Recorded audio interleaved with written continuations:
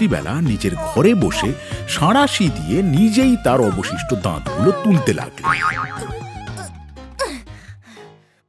আমার মুখেও তো অনেক দাঁত নেই, আর যে কটা আছে সব ভেঙে আধখানা হয়ে গেছে। একটা দাঁতও ভালো নেই। হাসলে কি বিচ্ছিরিটাই না লাগছে আমাকে। এবার তাহলে ইঁদুর আমাকে সব নতুন দাঁত দেবে। দিদি, আজ তোমাকে মাঠে গরু নিয়ে যেতে হবে না, আজকে আমি যাব। তুই কেন যাবি ছোট? আমি যাচ্ছি। দিদি, তুমি কত পরিশ্রম করো, আজ না হয় আমি যাই। তুমি বরং এক কাজ করো, আমাকে একটা পুঁটলিতে গুড় আর মুড়ি বেঁধে দাও।